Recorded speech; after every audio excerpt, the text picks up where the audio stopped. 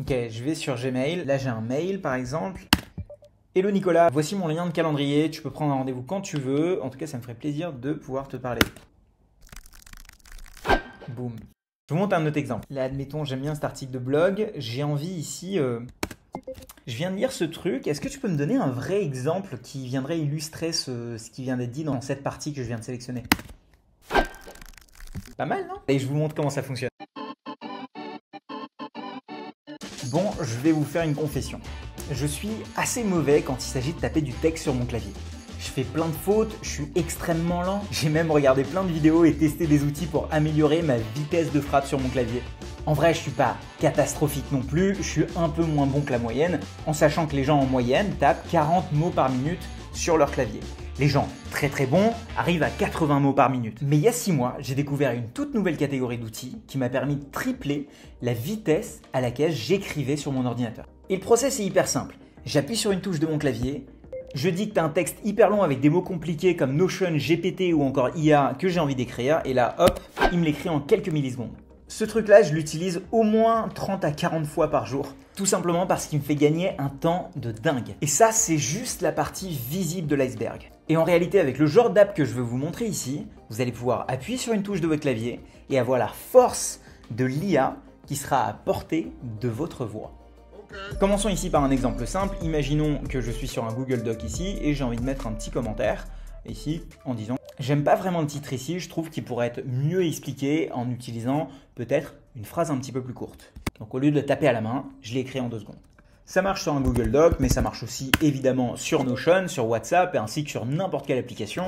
Vous voyez ici, j'ai jamais dit virgule, j'ai jamais dit de mettre un point, et pourtant il le fait. Et là vous allez me dire, oui mais Shubham, la dictée sur un ordinateur ou sur un iPhone, ça a toujours existé. Vous avez pas tort, sauf que la dictée sur mon téléphone par exemple, elle est hyper lente, elle est mot à mot, et surtout elle se plante une fois sur 2. On va faire un exemple. Ici, eh bien, je vais utiliser la dictée de mon iPhone, et on va voir laquelle est la plus performante, tout simplement. Donc c'est parti, ici j'enclenche le mode dictée avec IA, et ici mon iPhone. Hier, j'étais en train de discuter avec l'équipe tech et on s'est rendu compte qu'on avait un souci au niveau de la barre de navigation, la navbar, et que le climate change c'était un truc de dingue. Du coup, on est passé de Airtable à Notion, ce qui faisait que le modèle O2 de API était totalement corrompu en fait. Et là, vous allez voir la différence. Vu qu'il les a fait au fur et à mesure, eh bien, il y a plein d'incohérences. Barre de navigation, navbar, alors qu'ici c'est complètement planté. Le Tana, alors que là c'est le climate change, vu que c'est un mot en anglais, il n'a pas réussi à l'avoir. De Airtable à Notion, lui il a compté RTB. Bref, il est en fait pas terrible. En fait, ce qui se passe, c'est quand vous utilisez un outil de transcription classique qui fait juste une chose, transcrire la voix vers du texte, alors que là en fait on a un petit traitement par l'IA avec un modèle qui du coup va venir améliorer le texte, va venir changer la grammaire, va voir s'il y a une cohérence. Donc ça donne des petits trucs comme ça. Si ici je vais écrire « Est-ce que tu aimes les sushis ?» J'ai pas besoin de mettre un point d'interrogation en plus pour qu'ils comprennent que c'est une question. Là où l'iPhone, il n'aurait pas mis le point d'interrogation. J'aurais dû l'expliquer. Et donc étant donné qu'il a tout le contexte de notre phrase, eh bien il peut être beaucoup plus précis. Et en plus de ça, le modèle, lui, il est dans notre ordi, donc ça va hyper vite. Il n'est pas obligé de passer par le cloud, donc là ça marche aussi en mode hors ligne par exemple. Et vu qu'il y a cette couche d'IA au milieu, je peux vouloir ici par exemple utiliser mon mode anglais. Tout ce que je vais dire ici ne va pas être transcrit en français, mais en anglais. Voilà. Moi, ce truc, je l'utilise tout le temps, que ce soit sur mes mails, sur Slack ou encore directement sur ChatGPT pour pouvoir écrire mes prompts plus rapidement. Ce nouveau genre d'outils s'appelle les AI Dictation Tools, donc des outils de transcription vocale basés sur de l'IA. J'en ai testé plusieurs, notamment Whisperflow, Aiko par exemple, Better Dictation. Et il y a celui que j'utilise maintenant qui s'appelle Super Whisper, qui selon moi est le plus avancé, a le plus de modèles et surtout est très très bien intégré à Mac. Alors malheureusement aujourd'hui il est uniquement sur Mac. Pour ceux qui sont sur Windows, j'ai essayé de faire une liste de trucs un peu équivalents qu'il y a sur Windows, mais je vous avoue que moi je suis sur Mac, donc tous les outils que j'ai testés sont sur Mac. Et Super Whisper, comme je vous le disais, il va pouvoir être utilisé dans n'importe quelle application. Il est hors ligne, étant donné que les modèles IA, vous les téléchargez sur vos ordis. Il prend en compte plusieurs langues. Vous avez la possibilité aussi d'utiliser les replacements. Par exemple, ici, si je dis « J'aimerais que tu m'affiches mon lien YouTube, s'il te plaît. » Hop. Et en fait, le lien YouTube, il l'a directement remplacé en fait par lien YouTube, ici. Et dans l'app, il y a plusieurs modèles, comme je vous disais. Des modèles plus rapides que d'autres. Vous voyez ici, il y a marqué Accuracy et Speed, donc à quel point ils sont précis et leur vitesse d'exécution et à chaque fois vous pouvez les télécharger. Il y a des modèles qui sont beaucoup plus rapides que d'autres. Par exemple, le Ultra V3 Turbo, il est à la fois rapide et précis.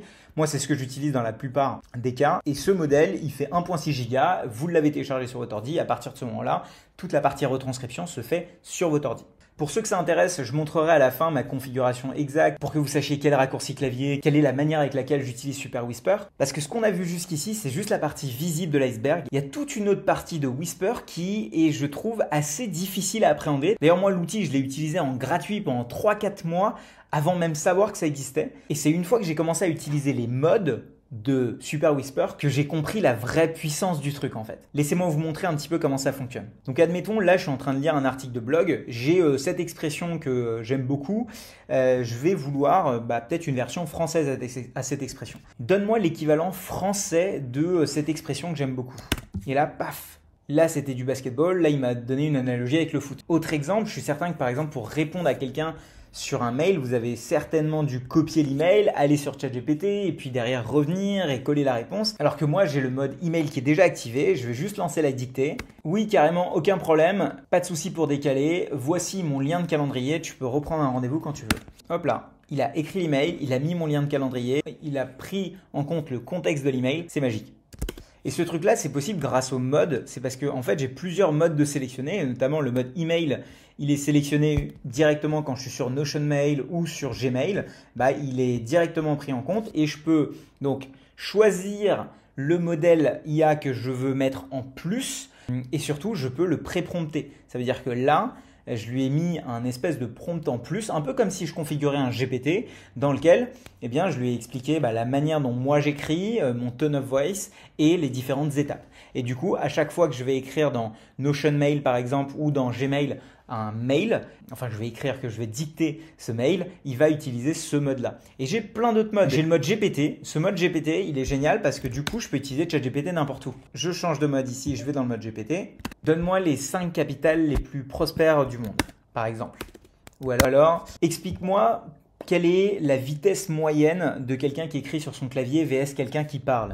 Au lieu d'aller sur ChatGPT, il m'écrit l'information directement ici. Et donc moi, depuis que j'ai ça, je vais plus vraiment sur ChatGPT ou sur Claude à chaque fois que j'ai une petite information. Sinon, il y a le mode dev qui est un peu magique, c'est-à-dire que ici, par exemple, je vais lui dire, il a le contexte de toute ma fenêtre. Fais-moi un nouveau endpoint en Python sur FastAPI qui permet juste de déclencher une erreur. Et donc là, en fait, vous allez voir, il va m'écrire du code directement. Et du code en Python qui va pouvoir être mis directement dans mon application. Il y a plein de modes qui existent. Vous pouvez créer vos propres modes. Vous pouvez les activer par défaut du coup quand vous êtes sur certaines apps. Moi, le mode dev, je l'ai activé par défaut dès que je suis sur Visual Studio par exemple.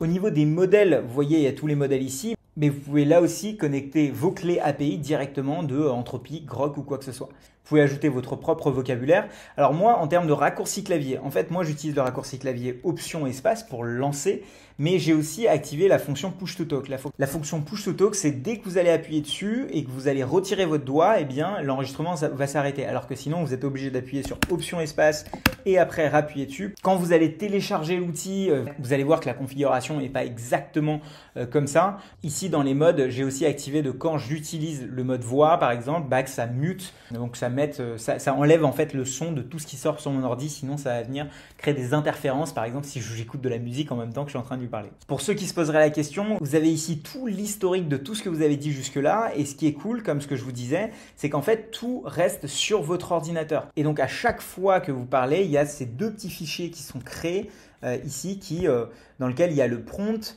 il y a ce qui s'est passé, ce qui a été dit, et en fait tout reste sur votre ordi si vous utilisez les modèles locaux, évidemment. Si vous utilisez OpenAI ou quoi que ce soit, évidemment ça fait un aller-retour depuis les serveurs d'OpenAI. Pour ce qui est du pricing, donc moi je suis resté longtemps sur le plan gratuit et en vrai il est largement suffisant pour tout le monde. Le plan pro, maintenant j'ai commencé à l'utiliser parce qu'en fait je peux directement utiliser OpenAI là-dessus. Pour info, cette vidéo n'est pas du tout sponsorisée. Moi ce qui nous intéressait c'était de vous faire découvrir cet outil parce que ça fait un petit moment que je l'utilise et il y a plein de gens qui en dessous de mes vidéos, dans les fois où je l'ai utilisé, qui m'ont demandé c'est quoi ce truc que tu utilises. Et je me rends compte d'ailleurs que ma manière de travailler sur mon ordi a drastiquement changé sur là les 2 dernières années depuis tous ces nouveaux outils d'IA qui arrivent. Si vous voulez que je vous partage un petit peu plus de comment j'utilise mon Mac ici en l'occurrence ou même mon iPhone différemment, n'hésitez pas à me le dire en commentaire. Et sinon, je vous incite à regarder cette vidéo dans laquelle je vous montre quelles sont les apps que j'ai enlevées pour le coup. Je fais souvent un espèce de mini ménage dans toutes les apps que j'ai téléchargées dans l'année et je vous montre un petit peu quelles sont celles du coup que j'ai gardées.